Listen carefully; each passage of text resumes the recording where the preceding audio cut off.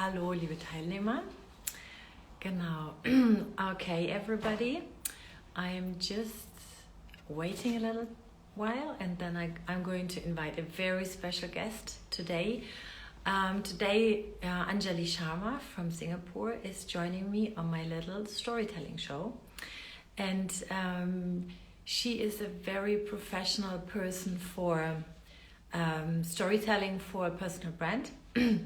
And she is also somebody who really likes to give a lot of value to her clients, and she will give a lot of value to the people that are listening today and watching. And I'm just about to invite her right now. What's this? Oh God, now I'm getting a lot of text messages. Okay, she's watching. Okay.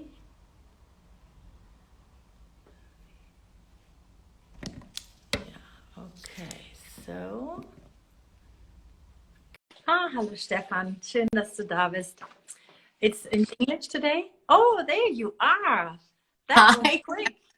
Hi. Oh, what's this? Wait a second. Okay, so that was very quick. I just pressed the invitation and there you are from Singapore. Yeah, see, that's technology, isn't it? It takes just a few seconds and you're right there. Yeah. So welcome to my little show, Storytellers Around the Globe. And because I know you are a person who likes to give a lot of value to her customers, we will just dive into it immediately. Okay? Is that okay for you? Okay. So there are so many understandings of storytelling nowadays. Like there's storytelling in business and in marketing and in film and personal and spiritual. So what kind of storytelling are you talking about? And just what kind of storytelling are you talking about? Well, the kind of storytelling that I specialize in or want to keep becoming better and better at is organizational. It's business storytelling, which is very, very different to performance art storytelling or very different to the storytelling that you see in theater and movies, stuff like that. So if I had to sort of streamline and just narrow it down, I would say organizational storytelling. Okay, and what does it mean? I mean, we might have some business people here, but we'll also have actors and directors here. So, and I think that business storytelling is very important for directors and writers and actors too. So, what exactly is organizational storytelling? Yeah, so rather than giving you an opinion or a view, let me give you an example. Yeah.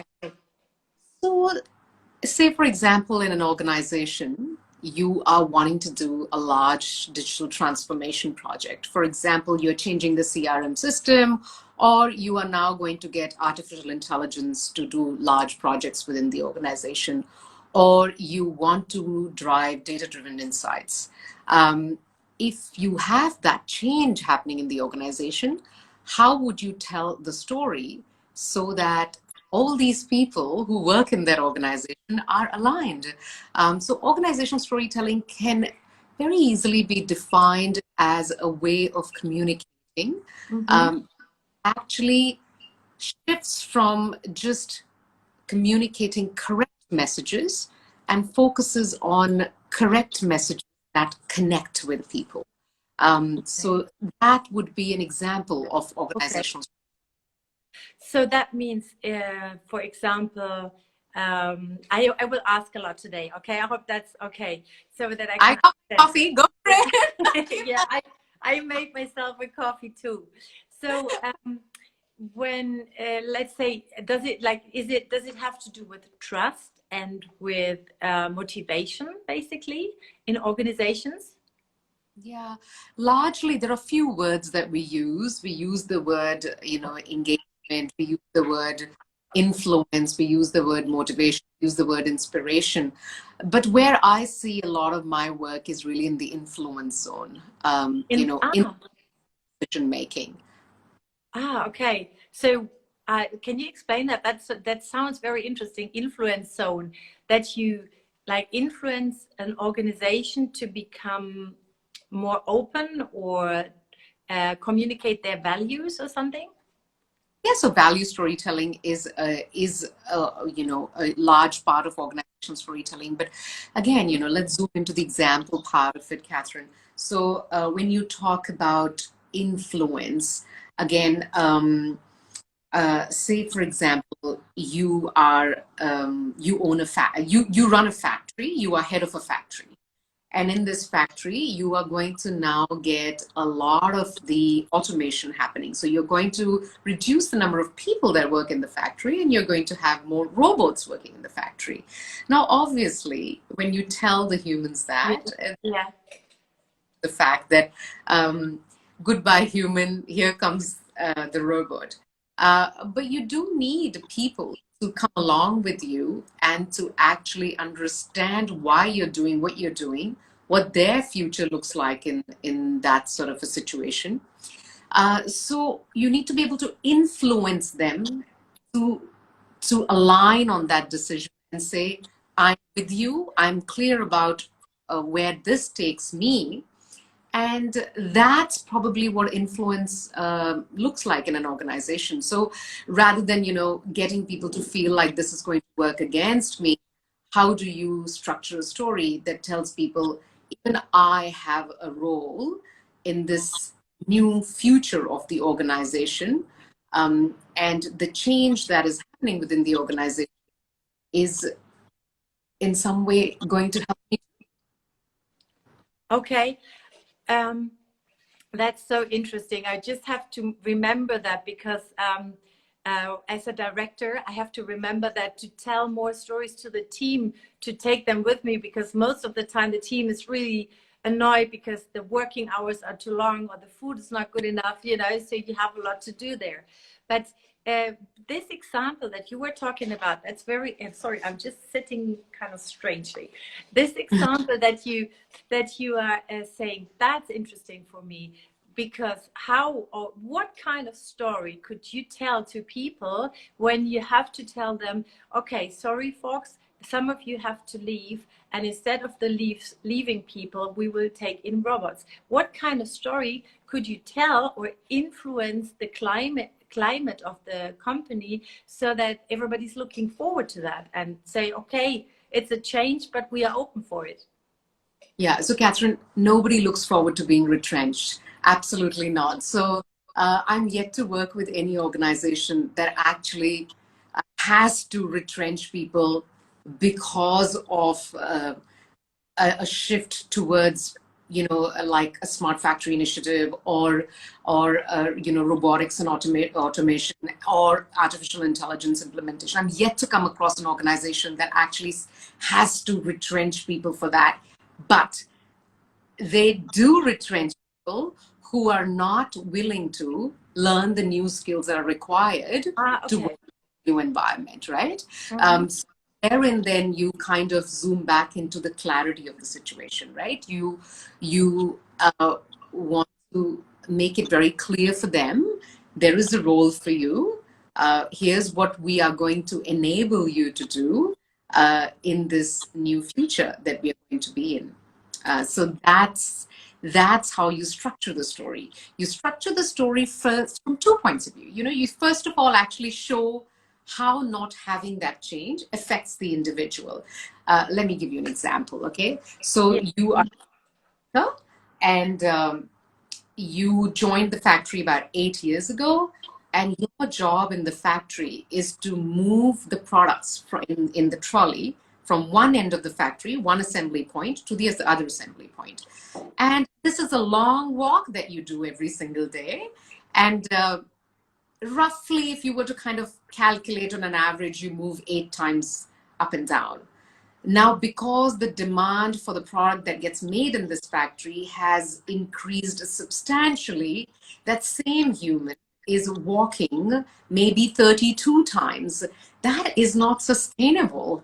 Even if I gave this human Yes. 10 bags, it's not within the human capacity to keep up with that kind of you know, uh, sort of level of work, that intensity of work. So then the first level storytelling is to actually show how the human is not going to be successful without that intervention, that change intervention that we're talking about, no matter what. And then say to them that, okay, it's not sustainable, but what is it then your role within the organization? And telling them that how about we give you the skills. If you're willing to learn, it's going to be lots of cognitive fatigue. They're not going to be easy. Willing to learn the skills to become the supervisor of the robot. Okay. You see, so the Yes. first level you show the change is inevitable. Yeah. When they don't have a choice, you have to focus on giving them the voice.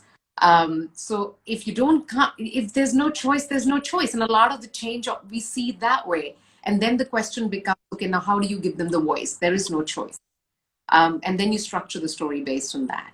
This is so interesting. You know what? I think in so many ways, the business world is so much more ahead than the film industry, because it's a bit more old fashioned in the film industry, and I know a lot of directors, and I'm myself really bad that I'm not so clever to think of a story to make something really appealing for a member, but I get angry and annoyed and confused because I don't know how to motivate the person. So I will try to adapt what you just said into the work I do on the set. Yeah, I mean, the directors and all, there's two ships, right? So get the movie ready, like get that your piece of the art, the craft that you are invested in, and then obviously then running your own ship as well, right? Running your own business that you're running too. So I think the principles that I'm talking about and the insights that I'm giving you about organizational storytelling can be very easily applied to your organizations. I think they don't have very much of a role to play when it comes to your actual craft, your art that you put out in the world. Yes. For you, it's very different.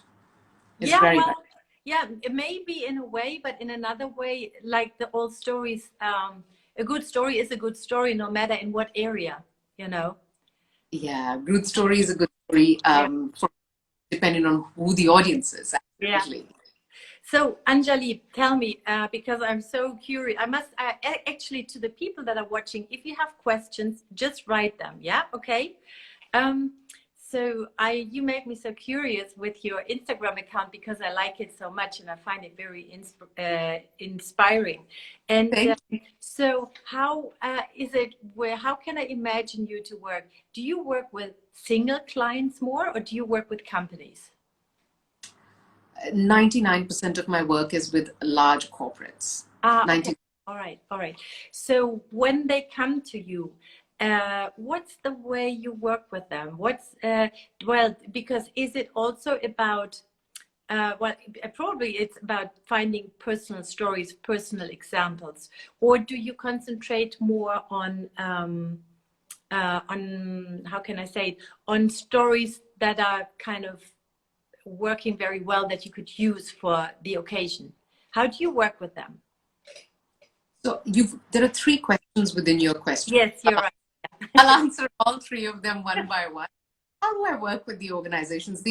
So, a lot of people have this notion that what I do is conduct workshops and conduct trainings. And that is a very tiny part of the work that I do, a very tiny part.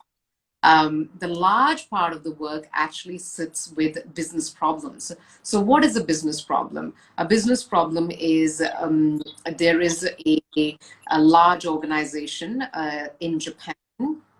They are now they've been taken over by an American multinational. Now, obviously, they are wanting entry into the world of the Japanese people, right? This company was run by 550 Japanese people for many, many years. And now comes the bosses who are Americans. And suddenly there is this need not only to understand a new language, but also to understand, why do these Americans talk so much? And why do these Japanese not say enough? So it's cultural, it's language, it's understanding their way of being. So normally I'm given a business challenge. So essentially business challenge would look like, we need to have a better diversity, equity, and inclusion in this organization. That is the business challenge. And then I have to find the role of stories within that. How do stories play a role to help us solve that business challenge? So that is an example of the work that I would do. Other example would be, we are launching a large artificial intelligence project, which would mean that every single department of our company will have to come up with an AI-led solution. And irrespective of whether they're technical folks, non-technical folks, everybody has to use something to do with AI. Now, how would you tell these people the story to make that happen? So that is how they would come with business challenges to me, and then I will find a way to tell a story that actually leads them into the right direction. And it is very clear. It's unlike a learning initiative where you teach someone and then you pray to Almighty, oh, hope they apply this. But in a consulting environment, it's right there, whether it happened or not, it's right there. So a large part of my work is that. So that was your first question. I forgot what were the other two questions. I forgot that too, I must say. I forgot that too. But I have another question for you. So does this mean do you work with personal stories? Like that the people, that they use personal experience to communicate with fellow workers or with the boss of the company or something? Yeah. So personal stories, Kathryn, are two types. Personal stories are my story, which actually makes me vulnerable, that I will need to tell. That story has a very specific role. That is entry into my world, letting people understand who I am, and helping people create likability and rapport and connection with me. So that's my personal story, like, something from my personal life that actually tells you, there's a very beautiful way one authors had described it. That story is like a DNA strand. It tells the entire fabric of your character. That is a personal story. Now, there is another kind of personal story, which is the things that I have witnessed within the organization have frustrated me and my colleagues, and hence, as a result of that, I am sharing a solution with you. So that doesn't allow entry into my personal world, but it actually tells you a problem that I have faced within the organization. So the question was, do I get them to tell personal stories? Now, whenever you're taking kind of like a leadership approach to announcing a change or trying to drive an organization, sort of some sort of a transformation within the organization, then there is this one spot there in the whole process of storytelling where you have to get people to a stage where people say, I didn't know that about you. And I want to work with you. I didn't know that about you. I want to work with you. Do this, right? Yes. That comes from when you're kind of taking the leadership role on. And therein, I will dig into a personal story. But if I am a change management person, and I'm trying to drive a large digital transformation change, I don't essentially, if people all know me, there's a repo that already exists, my credibility is established within the organization, I really don't see a need for someone to, have like an entry into my world in that sort of an environment. So therein I will use examples. Like I will say, okay, 5 years ago, I was working on a very similar project. And when I worked on the project, what I realized was it's not the resistance that people had towards this new change, but the resistance was in actually the leadership that was associated to the change. So I will bring out those examples, but it's not necessarily going into my personal. Okay. So I think depending on what the situation is. Yes. That's very interesting that you do two categories of personal storytelling. I will remember that when clients come to me, because the clients that I have from business, they come because I'm very much into personal story, and I think even though it might, what's vulnerability anyway? Because you want to attract people that's that like exactly that what you have to offer. And if these people don't understand the power of your personal story, then they are probably not the right person for you. But anyway, most of the people, they come to me and they say, yeah, I want to tell my personal story, and I you know, I want to, but I'm so afraid that I'm vulnerable. I'm so afraid that they will criticize me for that. Because in Germany, we don't have a history of telling personal stories. We don't learn that at school. We are not familiar. So everybody, most people like listening to other people telling their personal stories. And I don't mean private stories or intimate stories. I mean just something where you show something of yourself that's really heartfelt or something. And so we like listening, but we don't, most of us don't like to tell it. Is this similar to where you work, or is it different? Yeah. So it's funny you asked this question because, we are very, in Asia, we're very diverse, right? So our personal story is difficult for us. Again, let me zoom into an example, okay? Mm. So there was this one time when I was working with two very senior female business leaders. One is from China, but is in a very important position within a large organization, and one is American. Both of them are in tech companies, and it just so happened that at the same time I was working with both of them. Both of them have got an amazing repertoire. Now, as I'm working with them, the one who's from China has an amazing story to tell. So I tell her that it goes into a bit into her personal space, the choices she's made as a working woman. Mm-hmm. And we need to kind of, start about this by telling this personal part of yours. And she's like, can I just not use this? Can I just stay away from this? And at the same time, the lady from America is going, how can I make this personal story like 10 notches higher? What contrast I've got.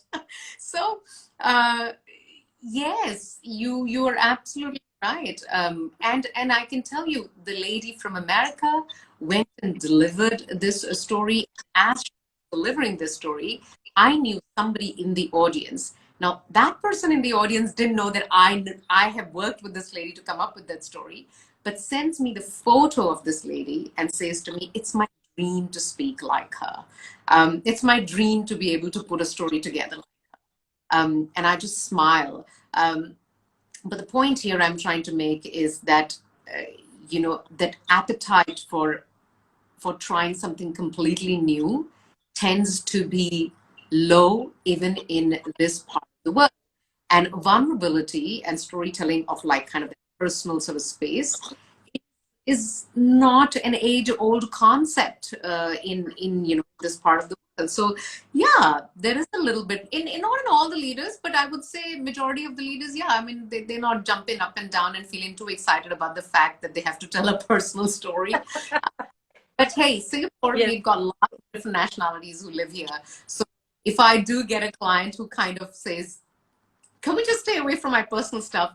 I also get clients who say, what more personal I can put out on the okay, maybe we are crossing the boundaries of personal and being a bit too vulnerable here. We don't need to know that much. Yes. So, Yeah. we're Right. not diverse here. So I don't feel starved of being able to surface my clients' vulnerability through the stories that they tell. Yeah. Yeah. Yeah, I mean, I must say, because I mean, I'm a director, but I'm also a storytelling coach or counselor or whatever. And I love stories and I love telling stories all the time. But even, I must say, even for me, I don't know how you feel about it, but even for me, it's to tell a personal story is really something. And it's really more daring than anything else.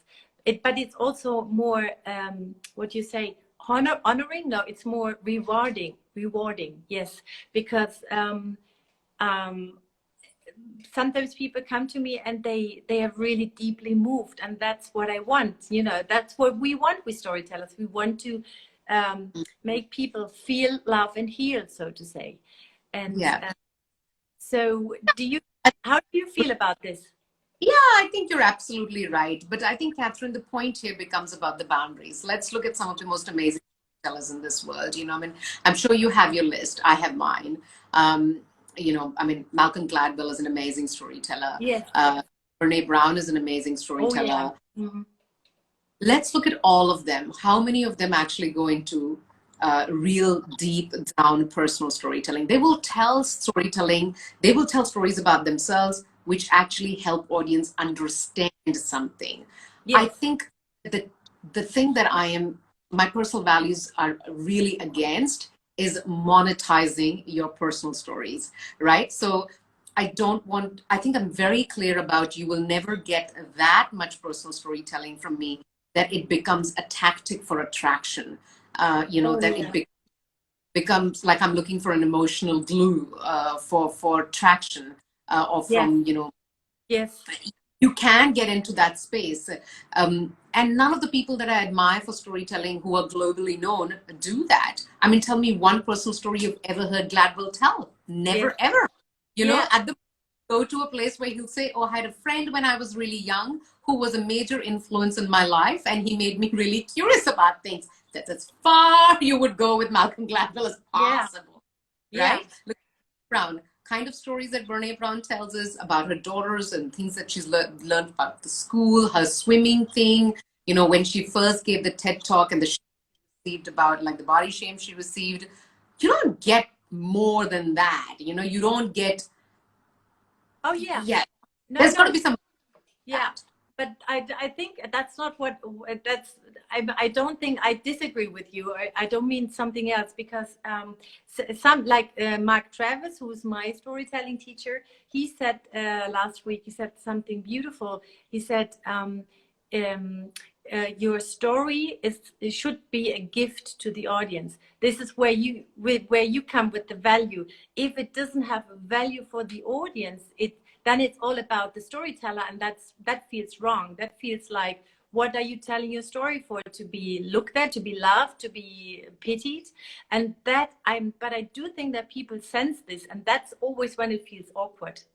And so I started to tell people, because I like the sense so much, as long as your story has a value, a real value to your audience, to touch them, to teach them or something, then you're fine with it. You can't really make anything wrong.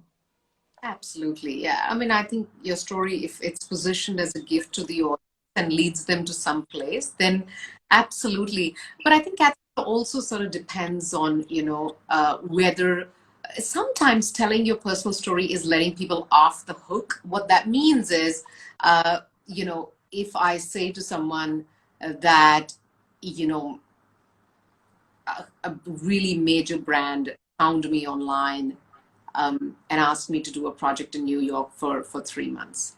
Now, people I may tell a deeper story about that.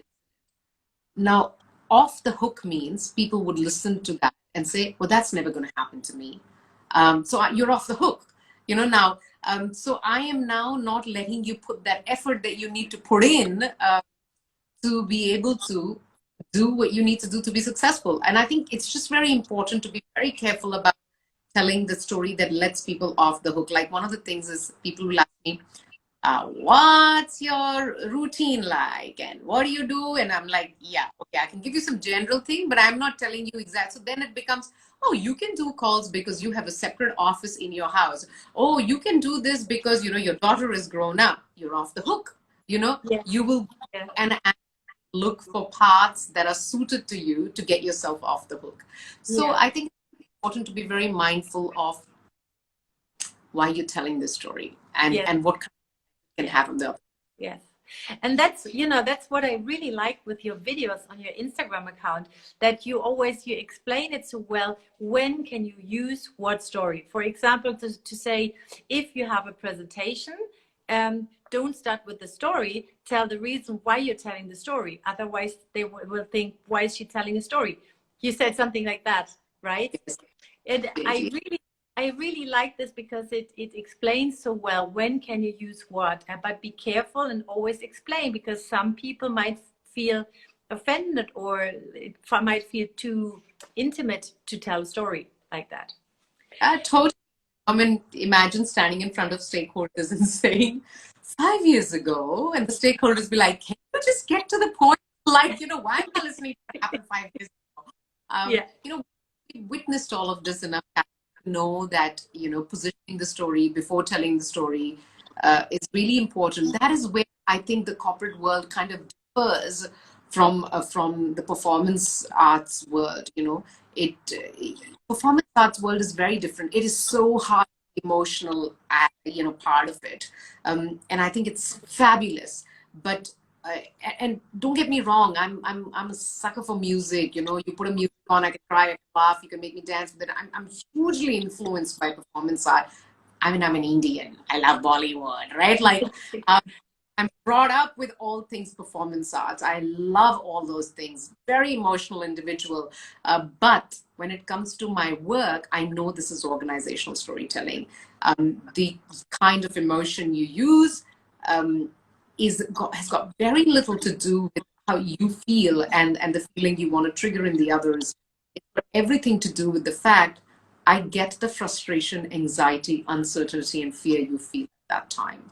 I think it's more about understanding what others are feeling at that time and acknowledging that and telling them how through your story you are taking care of that emotion. That's This is so beautifully said. Thank you, Anjali. It's so beautiful. I really, really will keep that line in my mind. It's so, so beautiful. Thank you. So, as we have talked a lot about personal storytelling, I'm so curious about yourself, because as I told you, I'm a director, and 2.5 years ago, something happened that I felt like I have to find something new for me too. I really want some other security in my life, and I always wanted to make my own startup and be my own boss, because when you work for a big television company, you have to tell their content, right? And I just want to tell my own stories too. So I invented, because I can't do anything else than storytelling, and I don't know what I else could do. And I've been seeing storytelling in the United States very much, so that inspired me a lot. And storytelling is not something, or storytelling counseling, or whatever you would call it. It's not something that you can go and study. It's something that you kind of decide, I think, sometime on the way. So if you don't mind, I'd really like to know, where did you start and how did it happen that you became this fantastic storytelling counselor that you are today? Firstly, thank you. Compliment. I think I've got a long way to go in terms of, and I'm not just being humble, but I think the depth of the subject is so much that the word fantastic as an association to it requires a few, many more years of work in it. But okay, so how did I get into it? So there's this thing of where people say, I always knew I wanted to be an actor. I always knew I wanted to be a writer. I always knew. I didn't really know what I wanted to be in. And, those who know that I like doing many things. I sometimes have trouble deciding which one I like more, right? Like I like doing many things. So for me, the trigger was really motherhood. And I'll tell you a little bit more about that. So, I think in 2012, my daughter was already 5 years old. 2012? Yeah, 2012, my daughter was 5 years old. And I was working as a business director for a really large brand. And we had a lot of creative work and stuff like that we used to do. And I remember sitting with the client in one of the buildings here. It's called Harbourfront Building, in the cafe. And I said to the client, I'm starting to feel like uncomfortable when I get home. It's like she's back from school. She just started doing full day of school, and I wasn't there at home, and I just don't feel comfortable, even though we have people at home, but like I don't feel comfortable. So my client said, oh, you have to do storytelling. And I'm like, is that even a profession? If I tell my mother, she'll say, why don't you do it? Like, what is this storytelling? Like, yeah, I mean, there is something called storytelling. I'm like, and she's like, well, you are really good at it. And I'm like, oh, really? What is this thing? So I think I started to look into it.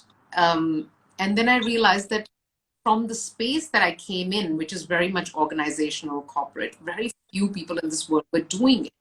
There was immense talent that existed in the performance art space with storytelling, but very little talent existed in the corporate side of the things. And I started to read and research and make connections.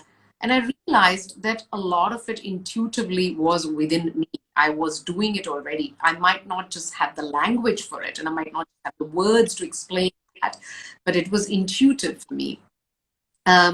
Maybe that has something to do with the fact that I'm in school and college and all of that sort of stuff. I was always in debates and allocution and all those sorts of things, right?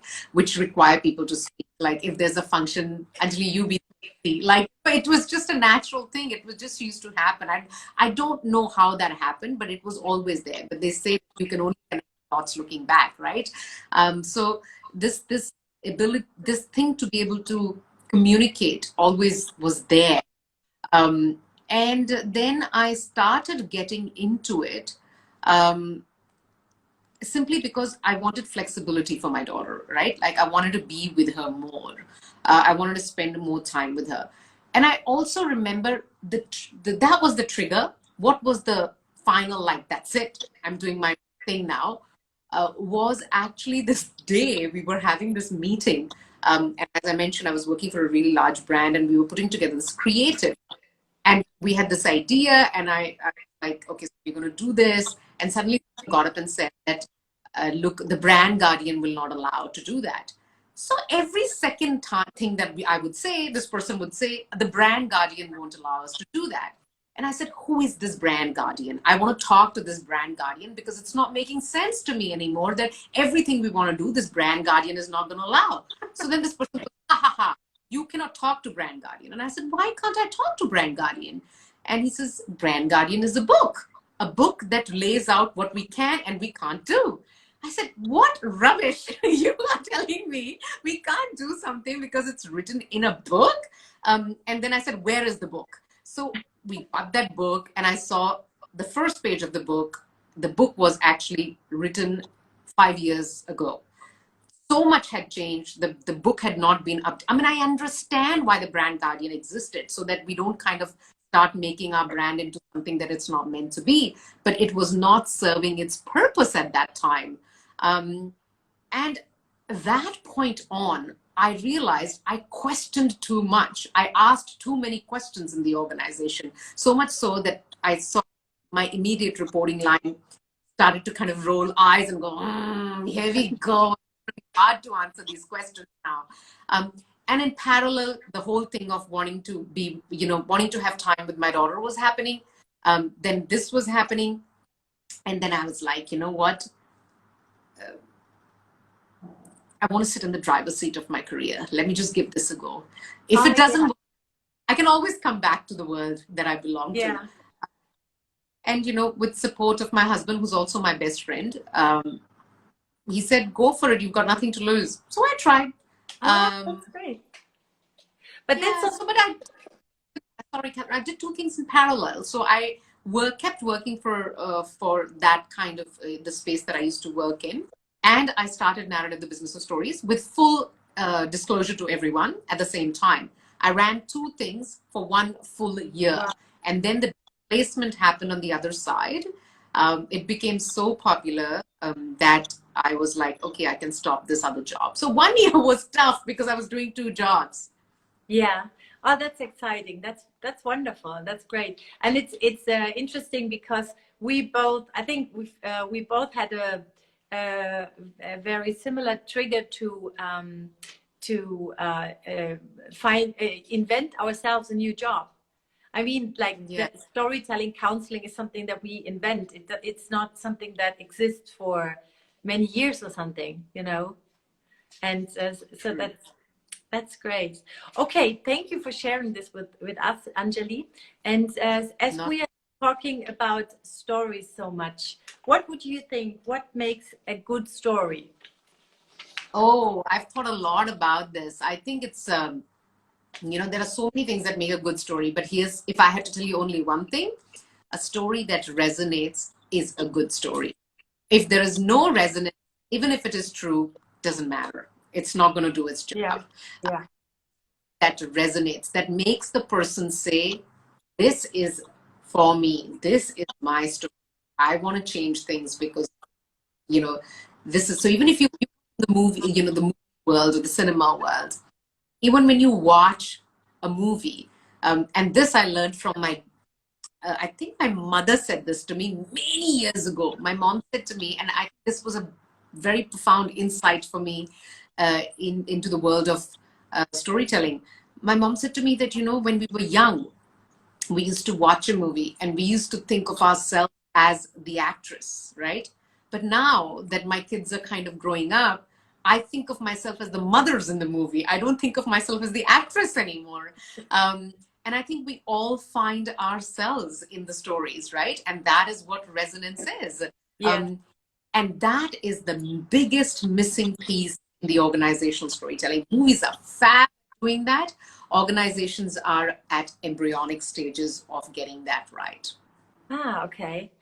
And what makes a story great in your point of view? Yeah, I'd go back to resonance. I think resonance, and if resonance is rule number one. It has to resonate. Yeah, yeah. Um, but So, but so, yeah, sorry, go ahead. so what do you do with your clients to help them create stories that resonate? Okay, so I'll give you an example fresh out of the oven. So today I was working with a cybersecurity lead for a really large bank based in London, and we were talking this afternoon, and we were building a story for a strategy that she's going to talk about in the near future. And she said, Anjali, my biggest challenge with this strategy is that I'm going to have the team to do more work with the same number of people. They're going to have to take more stuff on. So currently they look after the security part of it. They're also going to have to look after the privacy part of it. They also have to look after the resilience part of it. And that is a really tough message to put across because there's a lot more work to do. And I said, okay, but by doing this, are you telling me that these people will end up getting mastered in cyber? And she's like, in a way, yes, because then when the issue happens, because of which cybersecurity exists, you're not going to say, I don't know, this sounds like a privacy thing. Because you know privacy, you know resilience, you also know security. You go, oh, that's where it's coming from. I know exactly what needs to be done. So I said, okay, so this is not a story of challenge. This is not a story of you're going to have to do more work, everybody. This is the story of this is an opportunity to gain mastery in cyber and elevate your personal portfolio within the organization. So you Wow. see,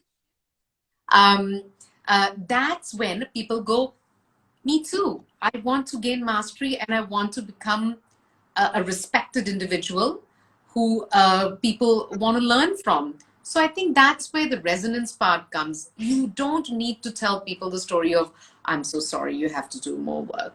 No need. Yeah, yeah. Wow, that's very exciting. Wow, this is so okay. So in a way, what you really do as a job, because I'm trying to check out your magic powers, and so you ask questions and you get down to the center of the problem or something. Is that what you do? Uh, the problem is, yeah, of course, you need to figure out the problem as to what exactly is the problem. Like sometimes we think the problem with the organization is that people are not bought into the change, but I don't think that is the problem. Once I do the discovery process, I figure out that the problem is not that people are not bought into the change. The problem is that people are fearful. How are they going to implement this change because they don't have the skills required to be able to make that change happen. So yes, of course, figuring that out and then being able to put the story together is absolutely the truth. But I think it's also about the right kind of positioning. You can't possibly story tell, Kathryn, until you learn to be a good story listener. Oh, yeah. And you have to first listen so much. And how do you listen? You only listen when you ask good questions. So it starts with, and you don't know what is a great question, and good questions are like a game of Pictionary. You just have to keep throwing, and then one question will get you to a place where you will be able to actually go deeper and deeper and deeper and deeper and deeper, and finally get to a place where you go, that's what I was looking for, and then shift the story Yeah. to. This is so interesting. I had a client this morning. He's quite old, and he made a very a journey for almost a year. He went 6,000 kilometers by himself in the age of 58. And he wants to make a speech about this journey. And I always ask him, why did you do that journey? Why did you do it? And he always said, I wanted to test my boundaries. I wanted to find my own way. I wanted to prove myself, all the things I can do. I wanted to be seen. I want everybody to see me. And I was thinking, that's not so likable. That's not the message that we want him to say. I want to be seen on the stage when he's having the speech. So I kept asking. And finally, what I found out was that that he was born in East Germany. And I don't know, you're probably familiar with the history of East Germany. So for the first 32 years of his life, he wasn't allowed to leave the country. So a journey like that wouldn't have been possible. And also he experienced in his family, that there were strong boundaries, and that he, as a boy, he couldn't develop, he couldn't grow, he was not allowed to do anything. So that was this journey was his way to go out in the world, finally find his own way, and test his own boundaries, where are these boundaries that were so tight and narrow in the first half of his year. And once once we found that out, I thought, this is so touching. And I do encourage him to just tell a little bit of this, just a tiny, so that people understand, why does he want to test his boundaries? Why does he want to be seen? And so he can, and that really touched me, and I liked it a lot. Yeah, no, that's wonderful. And I think, firstly, tell me, he went 6,000 kilometers, like how, on foot? Yes. Ooh, Yes. okay. Okay, that is a lot. Yeah. So the truth behind that, though, is, even though this is not my space, at the surface level, if you ask someone, why did you do that?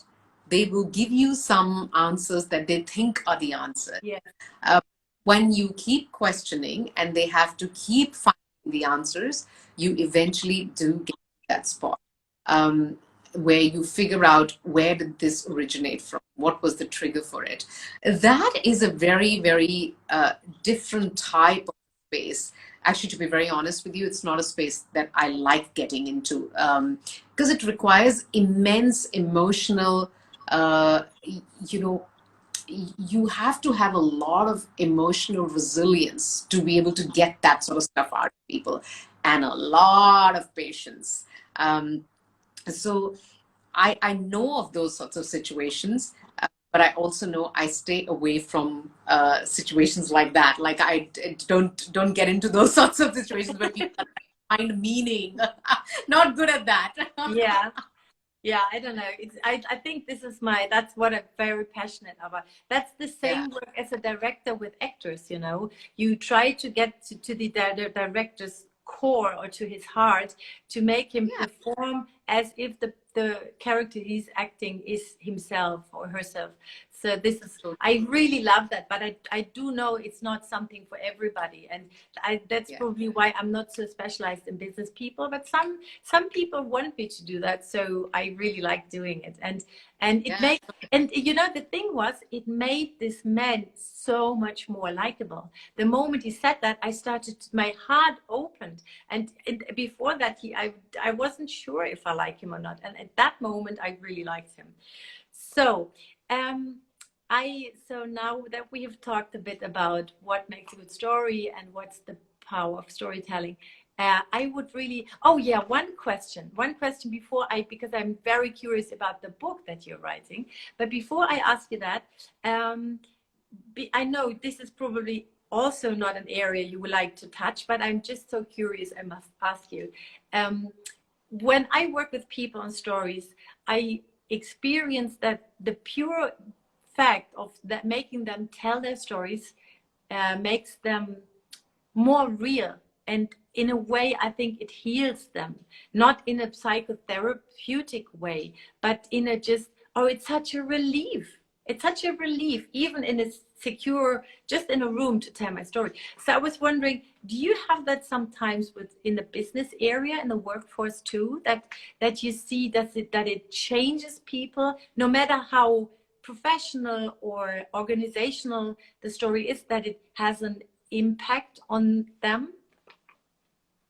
Yeah, absolutely. I think, but I think, Kathryn, here's the thing. So there are projects like that that I've been involved in. I must say that out of the repertoire of work that I do, I stick to very like change-driven consulting sort of projects. Now, I have done a bit of that as well. When we say heal people, what I have realized is, okay, so I'll give you an example. So this was the project that I did with, I think, close to about 25 women who were a part of Women's Network Group. So I had done a very different brand storytelling project with this organization. Then they said that, we've got our CEO, a newly appointed CEO coming to Singapore, and he'd be meeting this Women's Network committee people, and he's only got X amount of time, as they always do. CEOs only have that much time. And all these women who are a part of this network would get that much time to introduce themselves to him. And we want all of them in less than 60 seconds to be able to tell their story to him. So rather than saying, hi, I'm Kathryn, I'm a business storytelling coach, I live in Germany. Now, so that's like, whatever. So we want them to have like this really short version of a story. Now, not my preferred kind of a project, not because I don't believe in it. I think it's, I just have a lot of love for large transformational digital platform companies kind of work, right? So when there's a choice to be made, I naturally am inclined more towards how does a platform work? How does a solution architecture work? How does an AI related project work? How does a CRM change work? Like I'm more inclined to that. But I took this project on because this was an existing client. Now, what did I notice when I was working on this project? Those kind of projects demand a lot of emotional investment from an individual. I'm telling you, and you do this all the time, right? You have to listen. You have to listen about the feeling. You have to listen about the emotional things and all that sort of stuff. And I think that's brilliant if you want to do that, and if that you have the capacity for that. These are elongated projects. They don't just finish, let's schedule 1 hour and get the story out of you. It doesn't work like that, right? If you really want to do them well, you got to keep digging deep. What I learned through this project was this. These women that I worked with all had one consistent answer. Even they themselves did not know that they were like this until we articulated their story. So what I learn is that people learn a lot about themselves through the stories that you get, right? I'm very grateful to have had the opportunity. But as I mentioned, if I was ever given an opportunity to figure out a personal, individual vulnerability, my deep down truth story versus, we need to launch this platform, I'll go to the platform because I don't need to personally invest my emotional energy into that. I conserve a lot of my emotional energy. I don't want to give that for those. Yeah. Thank you for the for the beautiful example. Can you hear me? Yeah, I can Yeah, very okay. much. Thank Yeah. you for the beautiful example. Yeah, yeah. So let's talk about, I'm so curious about the book you're writing, because I saw on many posts of you, I saw this little red book with the title Story Deek, I think.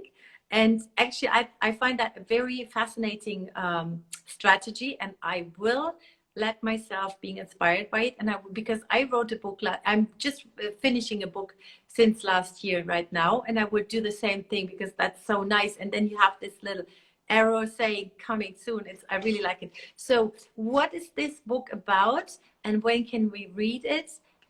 Yeah, what's the story of the book? Yeah, so the book is called Storied, essentially storied, and there's a story behind the word for the book. Um, the, the story behind book, the name of the book is this. I think this was in the year, I can't quite remember, I think 2014 or 15.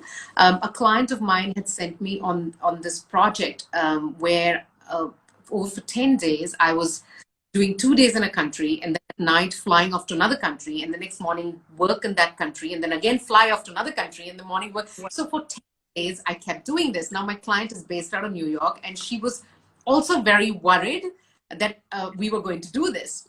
And I remember she called me very late at night, somewhere on the 7th or the 8th day. And that was the time I was in Bangkok. And she said to me, "Oh, Anjali, I've been thinking about you. And I'm really concerned. And sometimes I worry that we've given you more than we should have. How do you feel?" And in that moment, I turned around and said to her, "I feel storied." And she says, "What do you mean?" I said, "What I mean is like, I'm just like storied. It's everywhere. Stories are everywhere. They're in my hair, they're in my eyes, they're in my heart, they're in my hands, like everywhere. So I'm storied because I've been doing so much story work." And I said to her, "I feel very much in the flow. So I don't feel fatigued. I actually feel like I've got a real flow going and I'm really enjoying the process. So fret not, don't worry, you've not put me into any difficult situation."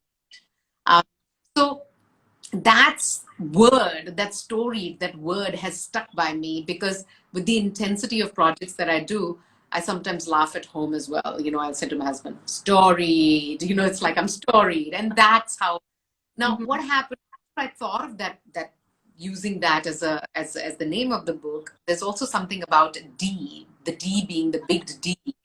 Um, the book focuses on three types of storytelling work that I do, which is really where most of the work that I do. It's in digital transformation, it's in diversity, and it's in data.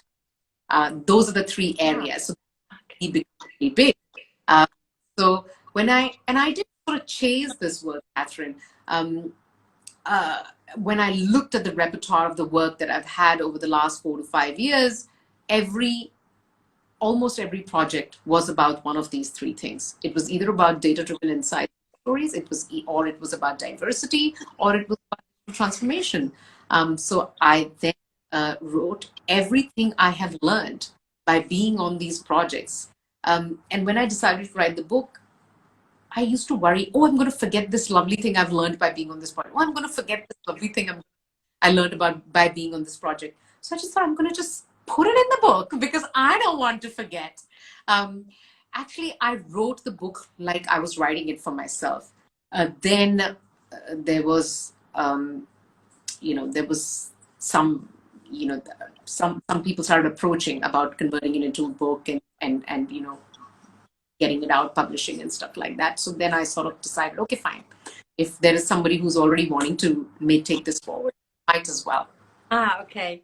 Yeah, that's a beautiful story about your book. I'm very looking forward to read it. And yeah, you like it? yeah, I'm sure I will like it. And so for the last part, I would really like to touch the. Oh, by the way, to the people that are listening, if you have a question for Anjali or for me, just write it in the comments. Okay. Anjali, I would touch one other topic I'd like to touch, and that's personal personal branding storytelling. And I saw that you have a series of 15 videos on your Instagram account. You can see I really looked at your Instagram account, and I don't do that often actually. Something must really catch me, otherwise I wouldn't do it. And I really like. I did watch all of them, but I will, and I really liked it. And I changed the one sentence with that I describe my business. Now it's tell unforgettable stories, and it's a lot simpler than it used to be, because I felt that that's the way of I can combine. Everybody who wants to learn how to tell unforgettable stories, it will come to me, and it's not only for this kind of clientele or for that. So would you mind sharing the three most important advices when it comes to storytelling and personal branding, for the people that are listening, and maybe even for directors and writers? I don't know if you can do that, if that's different, or is it the same? Yeah, I mean, personal branding. I must admit, my very first video in that series actually says, I'm not a specialist in this space, but I'm just sharing what I have learned. That's the first video in that series. Yes. Mm-hmm. I never claim to be a specialist in that field. I do, when it comes to organizational storytelling, I will say, okay, come, have a banter, have a debate, ask me questions. I'm there, I'll answer. But if somebody said, shall we put you on a panel for personal branding? I'll say, maybe not. It's not my space. But I just wanted to share what I had learned over the years. So what your question was, can I share some of the tips from that? Is that the question? Yes. Yeah. Okay. For Sorry, people, go ahead. Probably for people that are more freelancing, or thinking of building a startup or a little company themselves. Yeah. So I think when it comes to personal branding, I think it is really important to understand that businesses who do well, if you're starting up your own business, businesses that really do well are the businesses whose lead has a story. So, you look at you look at Amazon, right? Jeff Bezos has a story. You look at Apple, Steve Jobs has a story. You look at Microsoft, eventually Bill Gates also had a story, So people are always, so if you've got a startup, they're not going to enjoy, some of the people might not even know the name of my company, the name of the company's narrative, the business stories, but people do know, like me, right? So I think the first thing to understand is that no matter how successful your company is or how successful you want for it to be, people want to put a face to the business. So it's really important that you actually build a personal brand. Okay, now let's talk about personal brand. Okay, here I'm going to sort of deflect from what a lot of other people say. I think for me, consistency in the way you show up is really, really important when you're building your personal brand. It cannot be that today I feel like doing this, so I'll do this, I'll show up like that. Tomorrow I feel like doing this, so I'll show up and I'll do that. Now, in saying so, when you're building your personal brand and you're building it with a consistent message and you're building it with certain frequency, also be very aware that it will take a long, long time. It will be drip by drip by drip. There are many other tactics, especially for women, to build a brand like that. You don't have to, you just have to make models march and the crowd comes. But that gets you attention, does not get you affinity, right? It gets you attention, but does not get you affinity, right? What gets you affinity is that consistent showing up for the same thing over and over and over and over and over again. So if you go down on my Instagram timeline, from the day it started, it is storytelling, storytelling, storytelling, storytelling, storytelling, storytelling. Like, it just shows that consistent thing of what do I stand for? What do I do? What do I stand for? But I think when you're doing that, also be very, very aware that it is going to be a grind, because you have decided to show up with effort for your particular field. So it takes a long time to build a good personal brand, if you're after attention, it's easy to get. But if you're after affinity, it's going to take a long, long time to get that. I'm going to not be modest and say this very honest. I've never had to show up on Instagram and ask for work. Never had to say to people, come and join my workshop or come and do work with me. I don't have to do that. And it's not something I'm saying I don't need to do that. Because I show up consistently, there's affinity for the work. I don't use my channel for those reasons at all, because I've shown up long enough consistently to not have to be in a space where I need it. So when you're building, firstly, you have to build a personal brand. Secondly, consistent drip by drip. Build affinity, get attention. Those are the things I would say. Okay. Great. And would you say that that doing your valuable work on Instagram has been one of the important pillars for your business? I'm not sure, but I do get clients who say, I saw you on Instagram. So I've never really kind of calculated that, that whether Instagram has been the channel. Sorry, I just don't have data to be able to say confidence that Instagram has contributed. Yeah. Yeah, but that's okay. That's okay. But that's very interesting. Okay.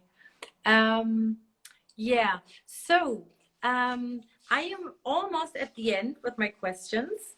And I would, and I can tell the audience again that if you are curious about something about your brand or about storytelling in general, just write the question down.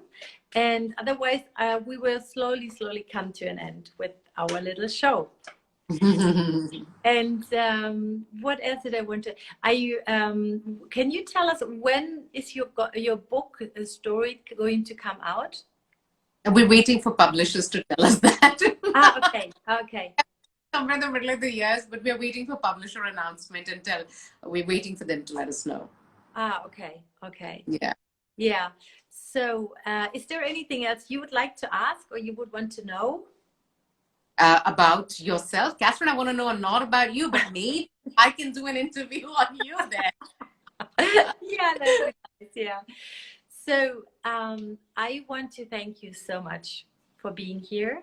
I learned so much today. And I have to, because I'm concentrating so hard that sometimes after the show, I don't know what we talked about at all. So I will have to see the whole thing again. But there were some very memorable lines that will definitely help me and hopefully a lot of other people. And I just... Thank you for having me, and thank you for approaching me. And it's been a pleasure to know you and understanding the work that you do. And it's very late in Singapore, so those of you who joined in from Singapore, thank you very much. Organizational storytelling is damn boring for people in general. It is very meaningful and interesting when you're in that organization. But for people who are listening, organizational storytelling is like, yeah, that's so dry. And that is the point. Organizational storytelling has to be dry at some point, in some way.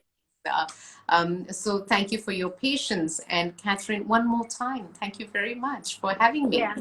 Yeah, you're welcome. Thank you very much. And just one thing I forgot, and that's for the people who are listening, you can do me a real favor. But once I have sent the video online on Instagram, please, if you liked it or if you have comments, please write it down.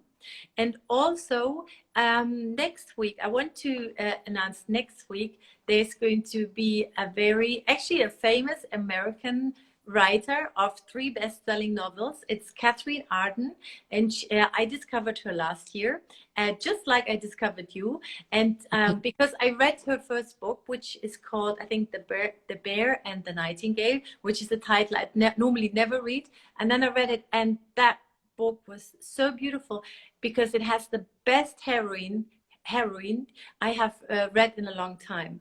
And she's so courageous and so smart, and it takes place in the 1200s of Russia. So and that's a bestseller, and the two others are bestsellers too. And I just wrote her on Instagram and I said, would you like to be a guest in my show, just with the way I did it with you? And I was so happy, and I'm so surprised that that you and that you said yes, we'd like to. And yeah, I hope I meet you sometime again. Most definitely. Well, more power to you, and may you make a great story to tell by doing all this amazing work that you're doing. Thank you for having me one more time, and thank you to everybody who is listening in. Yes, yes. Thank you very much. Have a beautiful night. Bye bye. You have a lovely rest of the day. And thank you, everyone. You also have a lovely rest of the day. Bye-bye. Bye.